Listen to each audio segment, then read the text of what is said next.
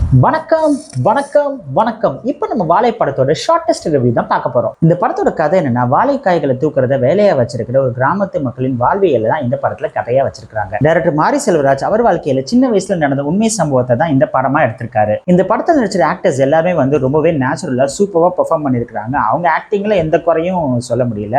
முக்கியமா பொன்வேல் அண்ட் ராகுல் அப்படிங்கிற ரெண்டு சின்ன பசங்க ரொம்பவே சூப்பரா பண்ணியிருக்காங்க.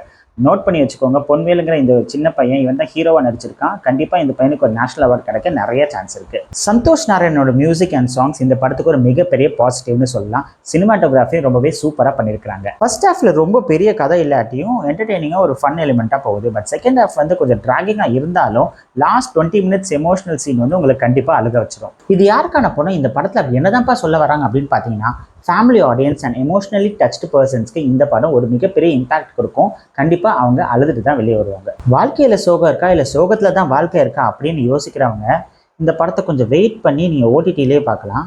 ஆனா மறந்துடாம படத்தை பாருங்க. சோசியல் மீடியால இது ஒரு ஜாதி படம் அப்படின்னு சொல்லி நிறைய நெகட்டிவ் கமெண்ட்ஸ் போய்கிட்டு இருக்கு.